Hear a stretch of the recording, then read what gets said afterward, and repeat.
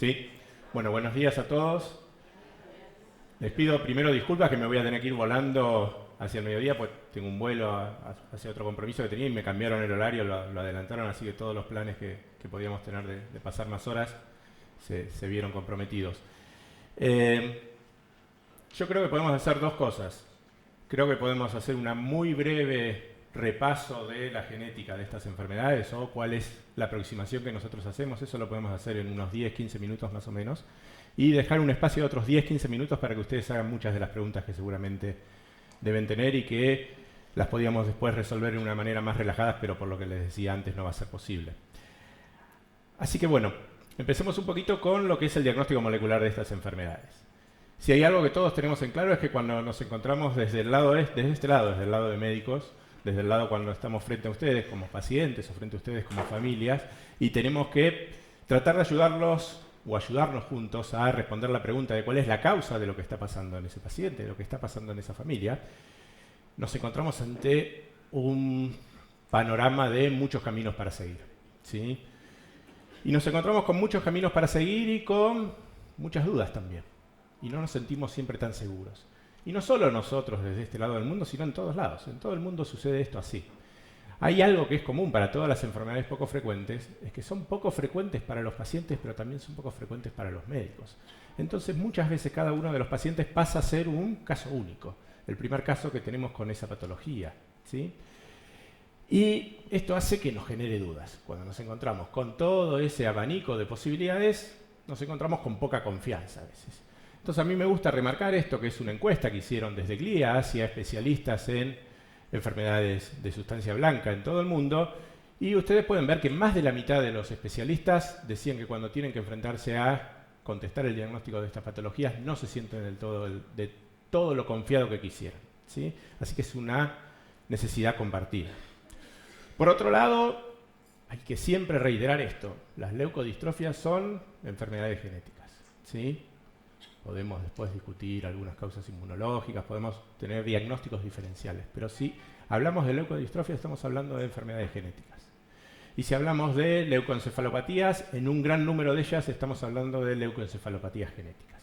Es decir, un gran número de las enfermedades de sustancia blanca en población pediátrica, en población adulta, están causadas por alteraciones genéticas. A mí siempre me gusta decir que el diagnóstico de estas enfermedades no termina hasta que no identificamos la alteración genética causal, ¿sí? Parece una verdad de perogrullo, pero es así. Pero tampoco empieza muchas veces el diagnóstico de estas enfermedades con la genética. Y a veces hasta ni siquiera termina solo con la genética. Entonces, ante estas dificultades que tenemos muchas veces para el diagnóstico, lo que tratamos de hacer es un enfoque racional, ¿sí? Tratar de seguir el consejo de Dr. House y usar nuestro cerebro para utilizar todas las pistas que tenemos, todos los datos que tenemos en nuestro paciente y ver cuál es el mejor enfoque para tratar de identificar la alteración genética causal. Y lo primero que hacemos es hacer una división entre este enfoque cuando estamos con un paciente pediátrico o cuando estamos con un paciente adulto, ¿sí? Son patologías, son enfermedades, son causas que se repiten en unos y otros, pero otras son muy distintas. Entonces es distinto el enfoque cuando estamos con un paciente pediátrico que cuando estamos con un paciente adulto. ¿Y qué es lo primero que utilizamos para este enfoque? La resonancia magnética, ¿sí? Entonces, yo les decía que muchas veces el diagnóstico de estas enfermedades no empieza con la genética, sino que empieza con la clínica y con las imágenes.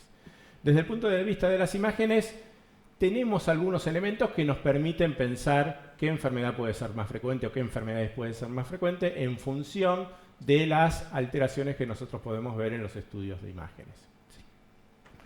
No vamos a entrar en todos estos detalles, pero básicamente lo que hacemos es una primera gran división entre lo que nosotros decimos enfermedades hipomielinizantes o con características en las imágenes de hipomielinización, de falta en la adquisición, en la formación, en la adecuada formación de la mielina en el sistema nervioso central, ¿sí? Y las enfermedades dismielinizantes en las cuales se formó la mielina en forma correcta y luego se produce un fenómeno degenerativo de pérdida de esa sustancia blanca. Entonces, esto, desde las imágenes tenemos algunos elementos que nos permiten, con mayor o menor grado de confianza, enfrentarnos si estamos ante un trastorno hipomielinizante o un trastorno dismielinizante. ¿Sí? Eso nos ayuda. Otra de las cosas que nos ayuda es si las alteraciones son más o menos simétricas, es decir, si las vemos del lado derecho y del lado izquierdo de una forma más o menos parecida, como si fuera una visión en espejo de las alteraciones de un lado y del otro.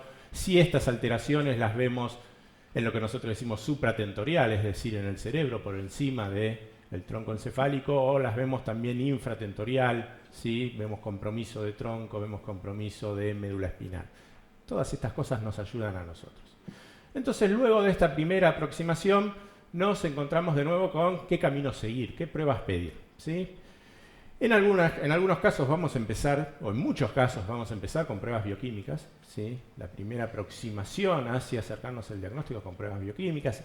Muchas de estas enfermedades, como ustedes saben, son pérdida de función de algunas enzimas implicadas en el metabolismo. Entonces hay pruebas específicas que miden o la actividad de esas enzimas o la acumulación de algunos metabolitos que deberían haberse metabolizados, valga la redundancia, por esas enzimas que no están funcionando. Entonces, en muchas de estas enfermedades empezamos con pruebas bioquímicas y en otras directamente vamos a las pruebas genéticas, ¿sí? Acá, de nuevo, tenemos una primera gran división, ¿sí? Nosotros desde la genética, yo diría que el estado del arte hoy o las herramientas con las que hoy tenemos, podemos hacer una división si vamos a estudiar un gen solo, ¿sí? Lo que nosotros podemos decir como un gen candidato, es decir, cuando las características clínicas de ese paciente, las características imagenológicas, las características de las pruebas bioquímicas alteradas nos hacen pensar que es muy probable que sea la enfermedad. Entonces, para terminar de cerrar el diagnóstico de esa enfermedad, hacemos el estudio del gen de esa enfermedad. En otros casos no es así. En otros casos tenemos mucha más, lo que nosotros decimos, heterogeneidad genética. Esto significa que varios genes pueden estar alterados y presentarse luego de esa alteración con una forma clínica parecida, no tan fácil de diferenciar. Entonces ahí tenemos que estudiar varios genes a la vez. Y eso lo hacemos con una metodología que se llama Next Generation Sequencing, ¿sí? Y que en los términos de las pruebas que ustedes pueden recibir en una orden médica, a lo mejor es lo que muchas veces se llama secuenciación de un panel multigénico, ¿sí? O sea, secuenciar un grupo de genes relacionados con determinada presentación clínica o clínica imagenológica, ¿sí? Entonces, la primera división es si vamos a hacer un estudio de un gen único, ¿sí? O si vamos a hacer un estudio multigénico. Muchas veces el primer paso en ese estudio multigénico es un panel multigénico. A veces, muchas veces, un 20, 30% de las veces, llegamos al diagnóstico con la secuenciación de ese panel multigénico, ¿sí? Y el diagnóstico terminó ahí. Pero hay otro porcentaje que no. Hay otro porcentaje en el cual, pese a realizar el estudio de a lo mejor 100, 150 genes, no encontramos la causa, ¿sí? Y ahí damos un paso más en la utilización de Next Generation Sequencing y hacemos lo que se llama una secuenciación del exoma. ¿Qué es una secuenciación del exoma? Es estudiar la parte que nosotros seguimos pensando que es la más importante o la que más frecuentemente se ve alterada en las formas genéticas o en las enfermedades genéticas de casi todos los genes que forman nuestro genoma, nuestro código genético, nuestra información genética. Esa es una prueba que tiene, yo diría, una gran ventaja, ¿sí? Además de el estudio de una única vez de un gran número de genes. La gran ventaja que tiene es que, a diferencia de la mayor parte de las pruebas diagnósticas, no está limitada en el tiempo. Es decir, si yo hago una prueba bioquímica y mido la actividad de una enzima, esa prueba empieza y termina en la medición de la actividad de esa enzima en el momento que estoy haciendo la medición de la enzima. Si yo hago la secuenciación de un panel multigénico de 100 genes, yo estoy estudiando la secuencia de esos 100 genes en el momento que empieza y termina esa prueba, en el momento que yo secuencio esos 100 genes, ¿sí? Si yo hago una secuenciación de exoma, tengo la posibilidad de secuenciar una sola vez, leer esos genes una sola vez y analizarlos y reanalizarlos todas las veces que sea necesario a la luz de un conocimiento creciente de las causas genéticas de las enfermedades. Es decir, yo hago una secuenciación de un exoma hoy Y conozco que hay, no sé, supongamos 200 causas genéticas, 200 genes de leucodistrofias, ¿sí? Entonces yo tengo un análisis de esa secuencia, de esos 20.000 genes de nuestro genoma, enfocada a los 200 que hoy yo conozco que causan leucodistrofias. Pero mañana aparece el gen 201, que también causa leucodistrofias. Y cuando yo leí el exoma por primera vez, no sabía de la existencia del gen 201. Entonces, supongamos que al paciente A le hice una secuenciación de un exoma. Y le digo hoy, es no diagnóstico, porque en los 200 genes que yo conozco no encontré nada que me dé confianza para pensar que es la causa de lo que le está pasando a usted. Mañana sale el gen 201. Entonces, yo vuelvo a analizar la información del paciente A y miro el gen 201. Y a lo mejor encuentro algo en el gen 201 y hago un diagnóstico de una leucodistrofia causada por el gen 201. Y ese diagnóstico lo pude haber hecho a lo mejor una semana después de la secuenciación del exoma, 6 meses después, 1 año después, 2 años después. ¿Sí? Entonces es un estudio que empieza y no necesariamente termina, sigue en el tiempo. Entonces esa me parece que es la principal ventaja de este tipo de pruebas diagnósticas. Cuando estamos con un paciente adulto, pensamos en otras causas. Hay algunas causas de leucodistrofias o de enfermedades de sustancia blanca genéticas en adultos que son mucho más frecuentes, es un poco menos heterogéneo en un gran número de pacientes. Empiezo también con las imágenes, ¿sí? Pero busco cosas distintas. Acá no busco hipomielinización y dismielinización. Acá me fijo más en el tipo de lesión en la sustancia blanca, ¿sí? Busco si hay cavidades, busco si me parece que hay alteración en los vasos sanguíneos intracerebrales, y esa es la causa de la leucodistrofia. En fin, miro las resonancias de una manera distinta. Si estoy con un paciente pediátrico, caracterizo las imágenes de una manera. Si estoy con un paciente adulto, las caracterizo de otra manera, ¿sí? Pero al final del camino también me voy a encontrar con muchas opciones para intentar el diagnóstico, ¿sí? Y esas muchas opciones a veces incluyen también pruebas bioquímicas. Algunos de las enfermedades metabólicas que en población pediátrica se manifiestan de una manera mucho más agresiva, mucho más florida. En pacientes adultos tienen un comienzo más solapado, con unas manifestaciones distintas, a veces son manifestaciones más psiquiátricas. Y entonces, si me encuentro con algunas alteraciones en la resonancia, estas manifestaciones psiquiátricas, a lo mejor empiezo con una prueba bioquímica, ¿sí?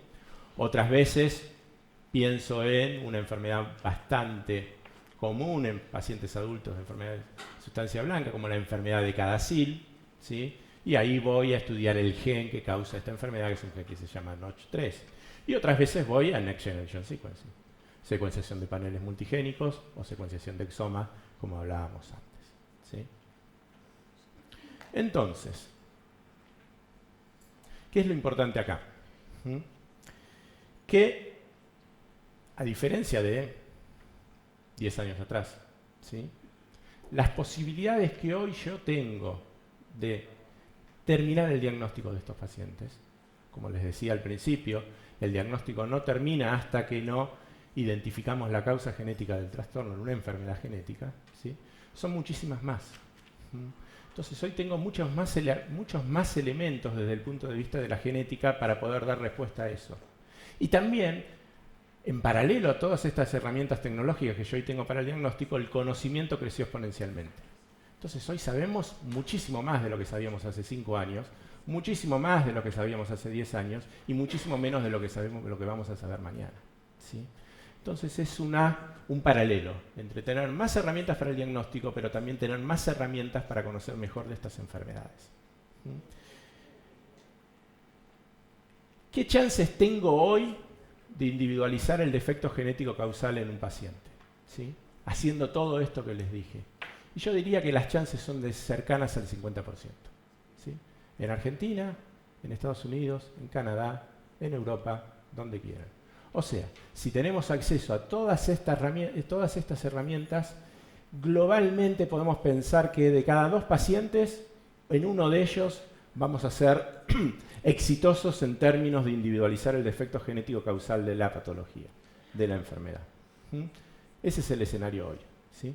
¿Por qué no tenemos el otro 50%? Por lo que les decía recién. Hoy sabemos mucho menos de lo que vamos a saber mañana. Mañana vamos a saber mucho más y nos vamos cada vez más a acercarnos a resolver ese otro 50% que hoy es una incógnita. Finalmente, tomando un poco la presentación de Ana, ¿sí? Una reflexión para compartir con ustedes, es que el primer paso para poder ofrecer un tratamiento es saber la causa, ¿sí? Y en estas enfermedades estamos también en el comienzo de un cambio de paradigma probablemente en lo que vaya a ser la aproximación terapéutica, ¿sí? Ya algunos indicios tenemos de este cambio de paradigma, en el cual ya los tratamientos no van a ser necesariamente solo enfermedad específica, ¿sí? Sino que van a ser mutación o alteración molecular específico, ¿sí? Donde más avanzado quizás está esto en enfermedades genéticas, quizás es en fibrosis quística, como bien mencionaba Ana, ¿sí?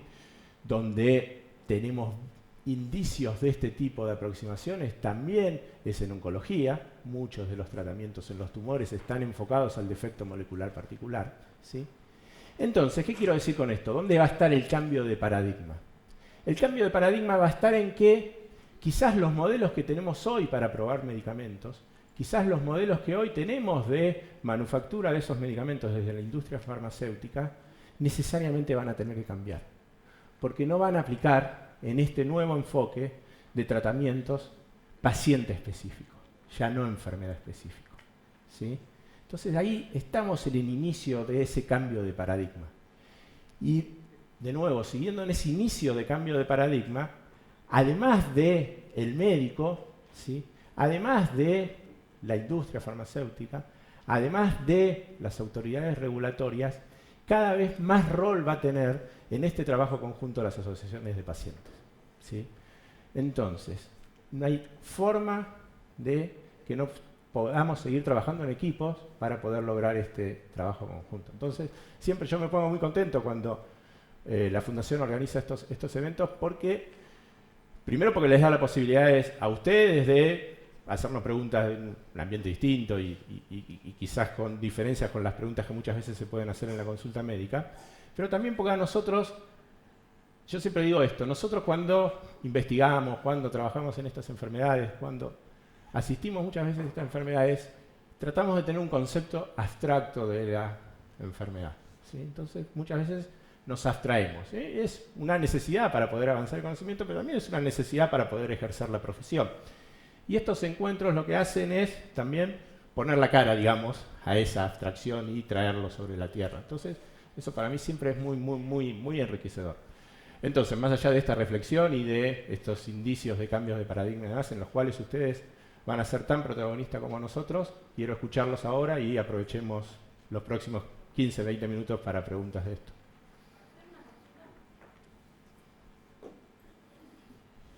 Hola, buen día. Tengo una consulta. Puede ser que yo tengo dos nenes, ¿no?, afectados con leucodistrofia, todavía no tienen confirmado diagnóstico. ¿Puede ser que tengan dos tipos diferentes? O sea, que uno tenga uno y que otro tenga otro. Que tengan dos causas distintas de leucodistrofia. Claro. Por ejemplo, que uno tenga Alexander y que otro tenga Pelizaeus, ¿puede ser o no? Genéticamente. Si es posible, digamos. ¿Sí? Ahora, si sería frecuente, uno tendería a pensar que no. ¿Por qué? Porque cada una de esas dos enfermedades son lo suficientemente raras, lo suficientemente poco frecuentes para que uno tuviera la probabilidad de encontrarse dos enfermedades raras, ¿sí?, en una misma pareja. Sería muy poco posible, muy poco probable. Posible sí, pero muy poco probable. Entonces, uno en general tiende a ser lo que nosotros decimos unicistas, ¿no? Entonces, si tenemos dos pacientes en una misma familia con una enfermedad de la sustancia blanca, pensamos que la causa genética es la misma, ¿sí? Pese a que pueda haber diferencias en las manifestaciones clínicas en esos dos hermanos, algo que nosotros bien conocemos y que llamamos variabilidad intrafamiliar o heterogeneidad intrafamiliar, ¿sí? Pero a priori me costaría mucho que me convencieran de que hubiera dos causas genéticas en ese caso. Otra consulta, porque yo noté coreoatetosis. Sí, eso es un trastorno del movimiento. O sea, Un movimiento involuntario. Un movimiento involuntario, exactamente. Es un movimiento involuntario que los neurólogos le ponemos nombres a veces raros, pero en definitiva son movimientos así como si estuviera serpenteando el brazo. Bueno, esa era muy pregunta. Gracias.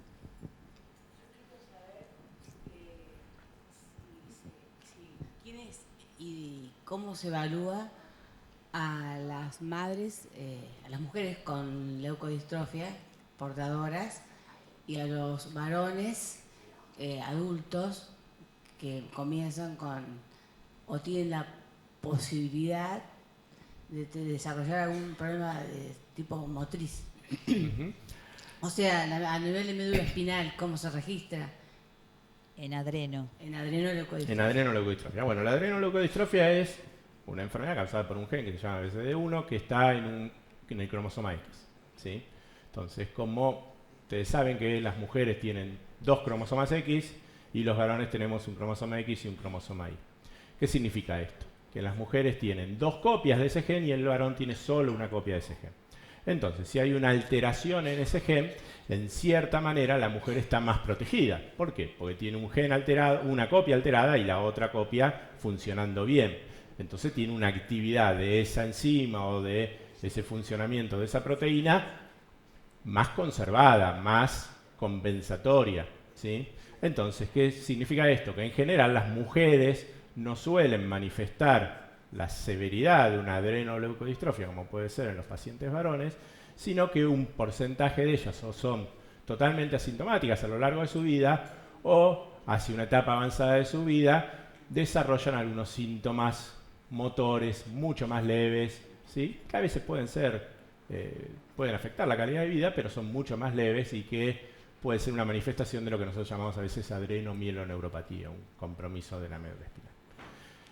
En cambio, los varones pueden tener todo el espectro de manifestaciones, desde adrenomieloneuropatías hacia formas cerebrales de adrenoleucodistrofia mucho más severas, ¿sí? Porque no tienen esa otra copia que los protege. Entonces, ¿qué es lo importante cuando hablábamos del diagnóstico? Individualizar el defecto genético para poder decir qué es lo que está pasando de la manera más acabada posible, pero también para tener el conocimiento de cuál es la mutación o la alteración en ese gen que está segregando en esa familia. ¿Para qué? Para ir a buscar esa misma mutación en otros familiares que pudieran estar en riesgo. Porque ustedes saben que en la adrenoleucodistrofia el tiempo al diagnóstico y las posibilidades terapéuticas están totalmente ligados, digamos. Cuanto más precoz, ¿sí?, más chance tenemos. Entonces, conociendo eso, tenemos esa mutación. No tengo que estudiar todo el gen, solamente esa mutación, ¿sí?, para ir a buscar a la familia. Entonces hago el árbol genealógico y empiezo a hacer el mecanismo de herencia ligado al X, ¿sí? Mecanismo de herencia ligado al X significa que esa X fue transmitida por una mujer que puede ser asintomática, ¿sí?, y varones en riesgo o afectados. Entonces, a tu pregunta, en las mujeres que podrían estar en riesgo, lo que yo tengo que saber es si son portadoras o no de esa alteración, de esa mutación. Una vez que está confirmada que son portadoras. Una vez que está confirmada. Claro. Una vez que está confirmada, lo que necesitas es un seguimiento con un neurólogo, ¿sí? Porque en función de que apareciera esa sintomatología que yo te estoy diciendo más tardía, ¿sí?, pues hay medidas terapéuticas que uno hace para mejorar un poco esos síntomas. ¿Quiénes que están tratando? ¿Cómo? ¿Quiénes son los que están tratando esta problemática acá, en nuestro país, en nuestro...? Tenemos los colegas que están, por ejemplo, en la Los mesa. mismos que están atendiendo a los niños, también están En atendiendo general, a las madres. los médicos que están atendiendo a los niños, a las madres, si tiene esta sintomatología, la ven en conjunto, la derivan a un neurólogo de adultos, no a un neurólogo pediátrico, digamos. ¿Sí? Eso desde el punto de vista del manejo. Claro, y así como a los niños se les hacen resonancias magnéticas periódicas, a las madres, ¿qué nos podríamos hacer para detectar alguna afección a nivel de compromiso del médula espinal, por ejemplo? Lo más sensible es el interrogatorio y el examen neurológico, ¿sí?, para el caso de las mujeres mínimamente afectadas. Muchas veces en la resonancia puedo llegar a ver algún pequeño cambio de señal en la sustancia blanca, pero no me va a determinar el diagnóstico de eso. Entonces lo más importante es el interrogatorio con esa madre y el examen neurológico, porque yo tengo elementos en el examen neurológico para ver una disfunción de la médula espinal, una disfunción de la vía piramidal, que es la que se ve afectada en esta adrenomieloneuropatía, ¿sí? Entonces acá es más importante el examen físico y el interrogatorio que los estudios complementarios, más allá de lo que ya hablábamos antes del defecto genético, ¿no? Es como que hasta que no aparezca un síntoma no hay que quedarse así, como estamos. Hoy por hoy no tenemos herramientas terapéuticas para prevenir la adrenomieloneopatía. Un comentario. En realidad no creo que esa sea la forma de esperar que aparezca un síntoma. El síntoma lo siente el paciente, pero el médico que está tratando al niño o al hijo o al nieto, que nos ha pasado, puede encontrar signos previos que prevengan, porque lo que uno sabe que en estas patologías y sobre todo en la adrenomieloneopatía no tiene muchos elementos para actuar, pero preventivamente puede ayudar mucho a esa persona. ¿Hay medidas preventivas? Hay algunas medidas generales preventivas. No estoy hablando de todos estos tratamientos que hablamos hoy, todavía eso no está, pero algunas medicaciones que pueden ayudar significativamente. Por eso hay que empezar antes, lo antes posible. No esperar a que la mujer tenga síntomas, sino empezar las evaluaciones antes. Sí, por supuesto. Entre todas las medidas está la rehabilitación.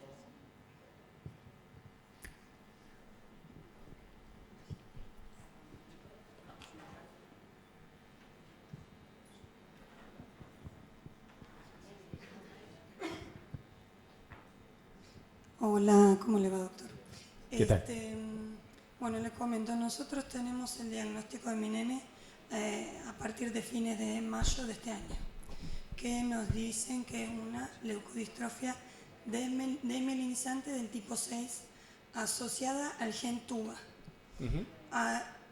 Lo que no nos cierra, y el médico también, es que él en la resonancia no tiene nada y ahora se va a hacer un estudio del exoma, entre otros, que nos mandó el doctor Gelber, que vemos en Córdoba. ¿Puede ser que haya otros genes afectados?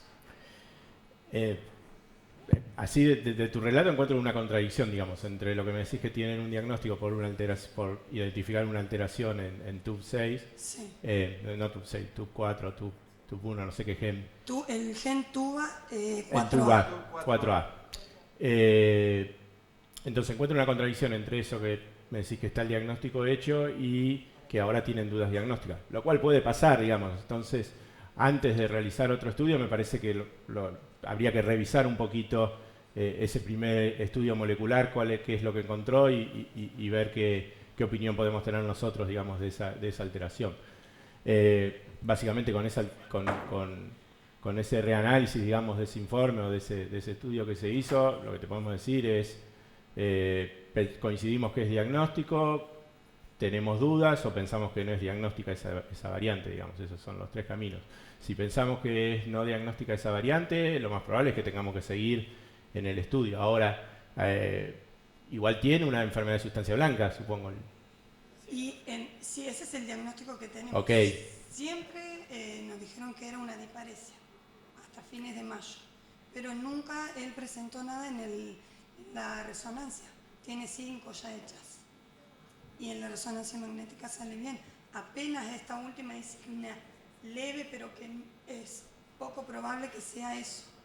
O sea, hay que revisar el caso, digamos. Es difícil dar una respuesta así sin... O sea, investigando en el exoma puede salir... Antes del exoma me parece que habría que reanalizar un poquito el caso clínico, las imágenes y los estudios hechos para ver si el camino es seguir con exoma u otra cosa. Si pueden viajar a Buenos Aires, ellos pueden verlo en el consultorio. Bien. Bárbaro. Sí. Sí, es nuestra intención. Marcelo. Por ahí. Acá, Ana. Te quería hacer una pregunta. Viste que todas estas patologías, al margen de ser monogénicas, son polialélicas. ¿Te encontrás con heterocigotas compuestos? Que sí, te hacen, y en esos casos, si son mutaciones nuevas, ¿cómo tenés la certeza que está, porque no, que por eso cuando le escuché a ella también se me ocurrió, ¿no? Porque cuando vos encontrás una homocigota para una mutación en un gen candidato, bueno, listo. Pero dado que son todos polialélicos y encima te aparece una que no apareció, en esos casos queda ahí como posibilidad. Yo siempre digo que el proceso de diagnóstico de las enfermedades genéticas, sí, es un proceso multiaxial. O sea, ¿qué quiero decir con multiaxial? Uno trabaja en 3 ejes. un eje del fenotipo, un eje de las características clínicas. Por eso preguntaba cuáles eran las características clínicas del chiquito que recién nos consultaba. Un eje de la variante per se. Uno tiene elementos para hacer lo que nosotros decimos una semiología de esa variante, ¿sí? Caracterizar esa variante desde distintos puntos, desde el punto de vista de frecuencia poblacional, desde el punto de vista de conservación evolutiva, desde el punto de vista de predicción bioinformática, en fin, una serie de cosas que uno hace en la caracterización de esa variante. Y el tercer punto es el eje del gen, ¿sí? ¿Qué sabemos del gen en el que está esa variante localizada o esas variantes localizadas en un trastorno recesivo?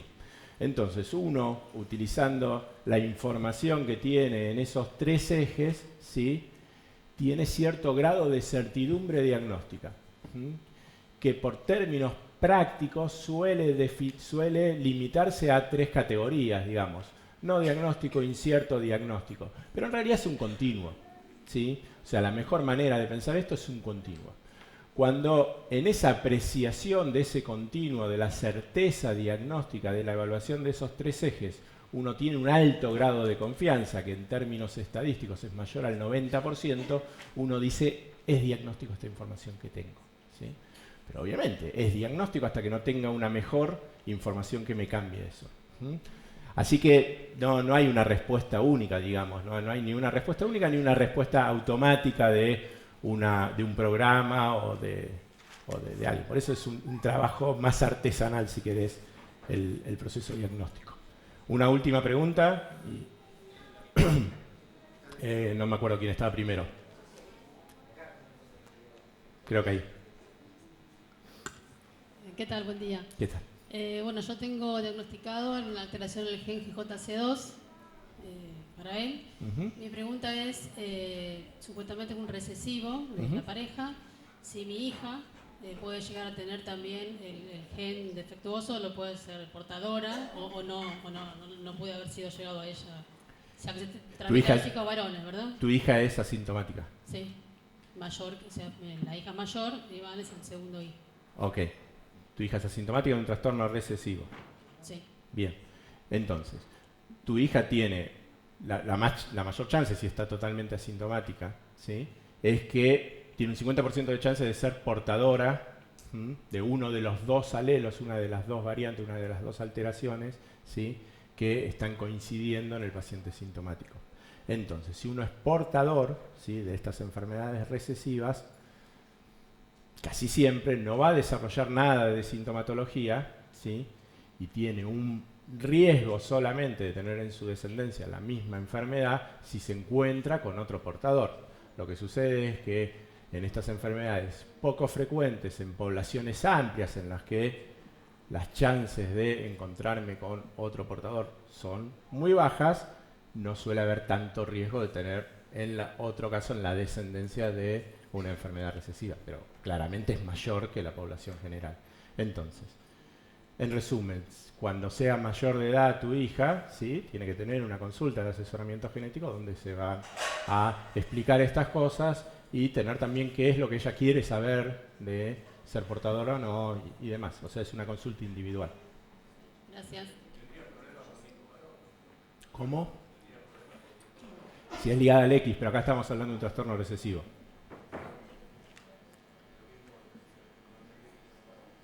No, porque no está, si es un trastorno recesivo que no esté en el cromosoma X. Acá funciona lo mismo para hombres y mujeres. Gracias, Marcelo. Bien. Bueno.